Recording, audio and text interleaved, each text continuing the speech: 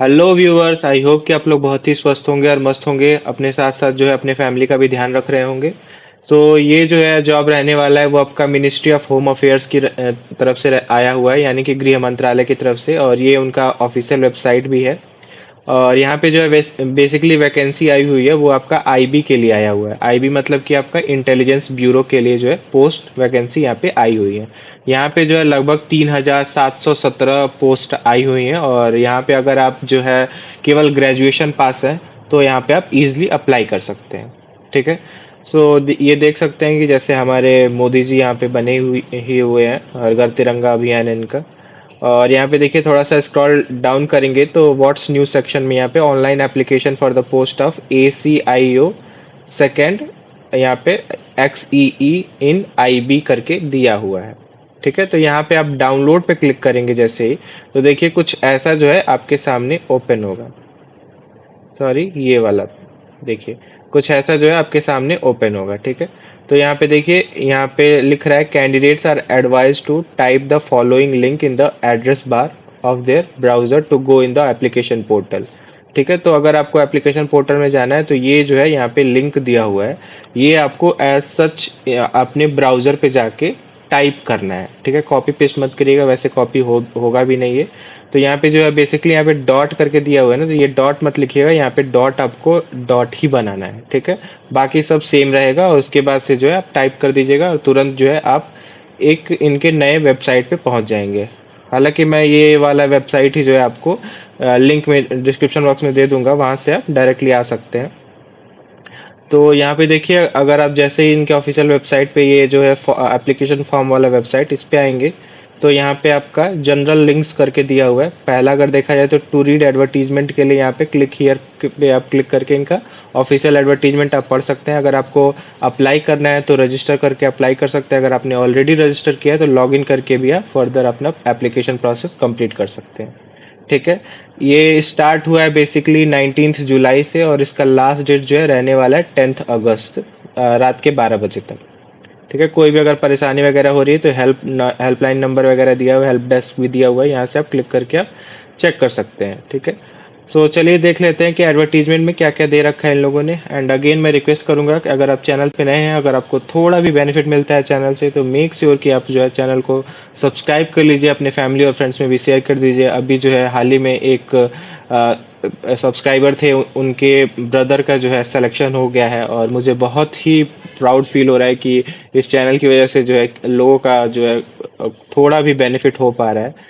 Again, अगर आप लोग का भी सिलेक्शन हो रहा है तो मेक श्योर कि आप लोग मुझे भी बताएं, ताकि मुझे भी मोटिवेशन मिले कि आप लोग के लिए ऐसे जो है जॉब अपॉर्चुनिटीज लाता रहूं। तो चलिए देख लेते हैं कि क्या क्या जो है रहने वाला है एडवर्टीजमेंट में।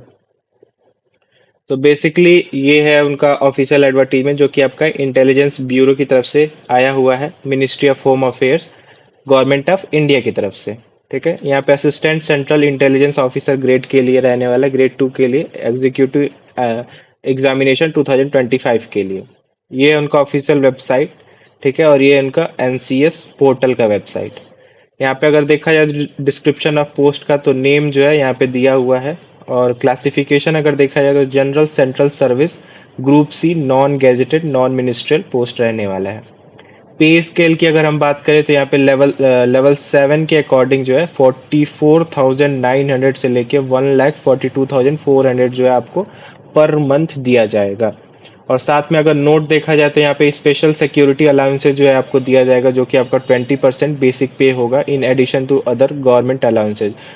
मतलब जो है साथ में आपका अदर गवर्नमेंट अलाउंसेज तो मिलेंगे ही, मतलब कि जैसे आपका HRA वगैरह हो गया, DA वगैरह हो गए, वो सब तो आपको मिलेगा ही।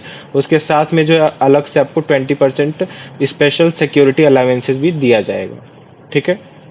बाकी यहाँ पे नंबर ऑफ वैकेंसीज की अगर बात करें तो अनरिजर्व के लिए 1537 है, और EWS के लिए 442 है, OBC के लिए 946 है, SC के लिए 566 है, और ST के लिए 226 है। टोटल जो है आपका 3717, 3717 वैकेंसी रहने वाली है। इसेंशियल क्वालिफिकेशन की अगर बात करें तो ग्रेजुएशन आपका होना चाहिए, और साथ में जो है आपका किसी भी रिकॉग्नाइज्ड यूनिवर्सिटी से होना चाहिए। ठीक है।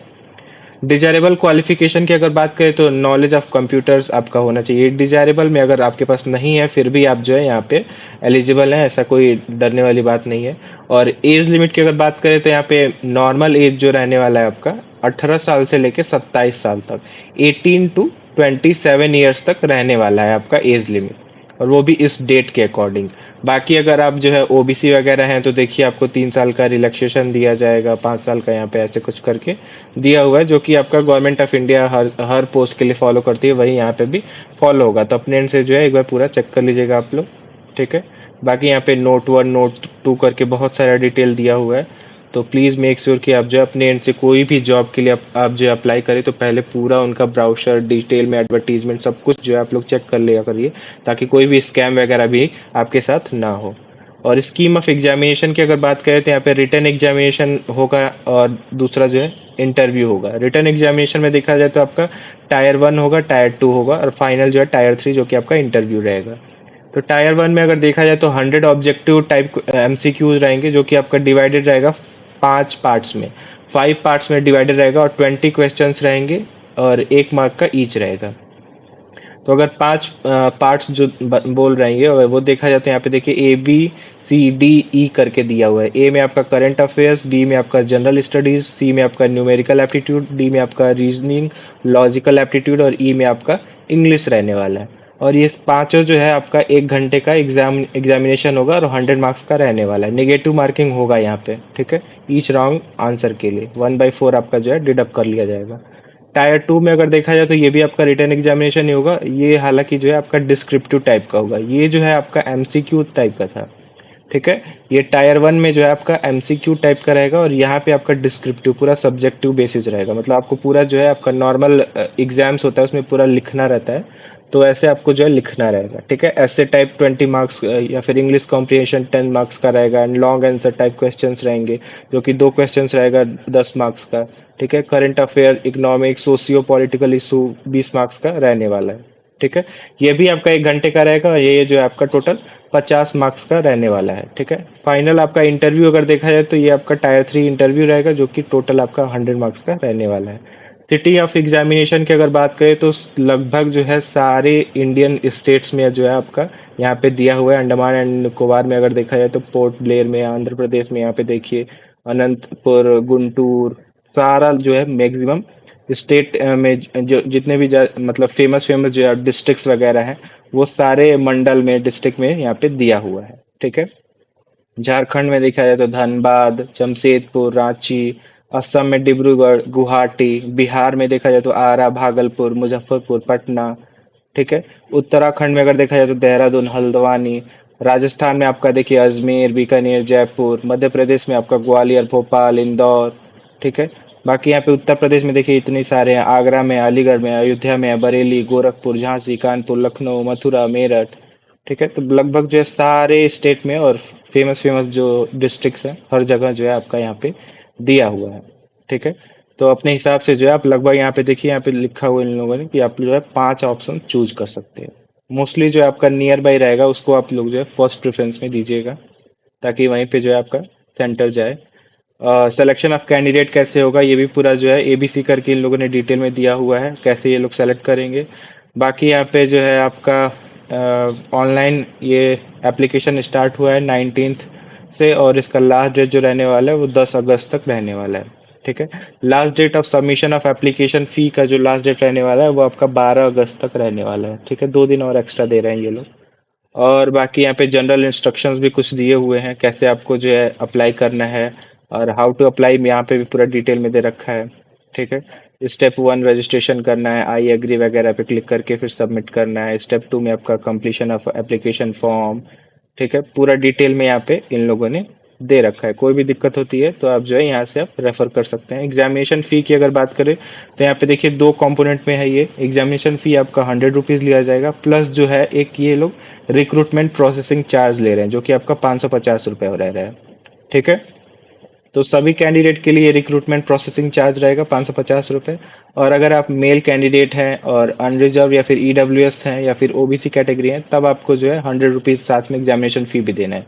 मतलब 650 रुपये आपको देने हैं। बाकी अगर कोई कैटेगरी से है, मतलब अगर आप फीमेल वगैरह है, अगर आप SC ST हैं, तो तब जो है आप एग्जेम्प्टेड हैं, ये 100 रुपीज़ आपको नहीं देना है, केवल 550 रुपीज़ आपको देना है। ठीक है। मोड ऑफ पेमेंट भी आपका ऑनलाइन ऑफलाइन ऑफलाइन मोड दोनों में दे सकते हैं, यहाँ पे पूरा डिटेल में दे रखा है। आप जो यहाँ से जो भी आपको सुविधा हो वो आप पेमेंट कर सकते हैं। ठीक है। बाकी यहाँ पे और भी बहुत कुछ डिटेल दिया हुआ है, तो अपने से जो है मैं रिक्वेस्ट करूंगा हमेशा की तरह कि आप लोग पढ़ लीजिएगा। वार्निंग वगैरह भी कुछ दे रखा है इन लोगों ने, हालांकि इतना ये सब जरूरी नहीं है पर फिर भी। So that's it. I hope कि जो है आपको सब कुछ समझ में आया होगा। स्टिल कोई क्वेरी है तो आप जो है कमेंट सेक्शन में कमेंट करके पूछ सकते हैं। I will be ready to help you all.